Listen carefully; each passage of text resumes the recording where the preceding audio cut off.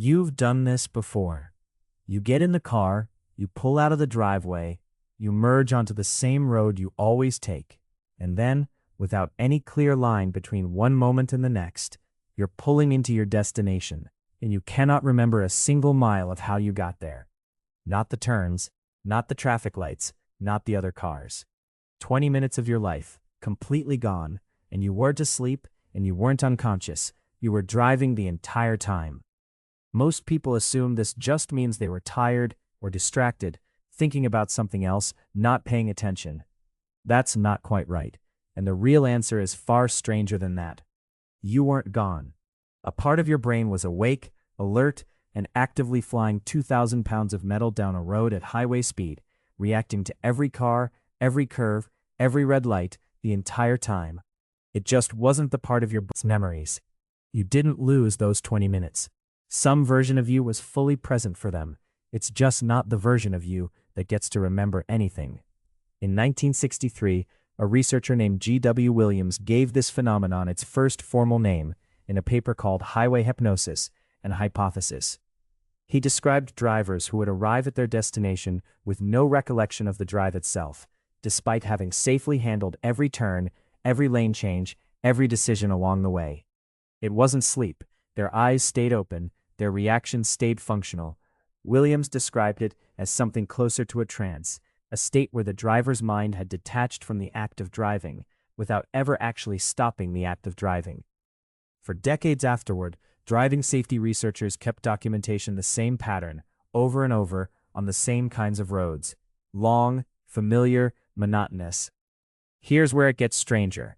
Your brain doesn't actually store memory as one single system.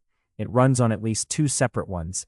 There's procedural memory, the kind that lets you tie your shoes, type on a keyboard, or shift gears without ever consciously thinking through the steps, handled largely by deep structures like the basal ganglia and cerebellum. And there's episodic memory, the kind that records events, moments, actual experiences you can play back later, handled by the hippocampus. Driving a familiar route uses almost entirely the first system. Your hands turn the wheel, your foot finds the brake, your eyes track the car ahead of you, all without your conscious memory-forming attention ever needing to check in. But that's only half the story, and honestly, what comes next is even stranger. On a route you've driven hundreds of times, your brain doesn't just fail to write those 20 minutes down. It decides, moment by moment, that there's nothing new enough to bother recording. Researchers studying driver attention have found this effect gets stronger specifically on familiar routes. The more predictable the road, the less your hippocampus engages with it at all. It isn't that the memory got made and then faded. It's that the memory was never created in the first place. There's no missing file. There was never a file. And here's the part that should genuinely unsettle you. The system driving the car was still working perfectly well. It braked for the car ahead. It held the lane through the curve. It knew exactly when to check the mirror before changing lanes. Somewhere in your skull, a fully competent version of you was making real-time decisions with real consequences for 20 straight minutes, while a completely different part of your brain, the part responsible for actually being present, for turning experience into something you could later call a memory, simply wasn't invited to the process. Two systems running the same 20 minutes, and only one of them was ever going to remember it happened. Which raises an uncomfortable question. If a version of you can competently drive a car, react correctly to danger, and arrive safely, all without a single moment of it ever becoming a memory, then which version of you actually lived those 20 minutes?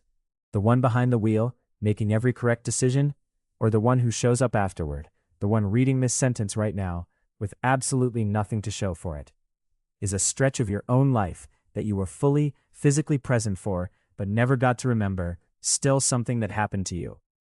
So here's what's actually happening every time you arrive somewhere and realize the drive is just gone.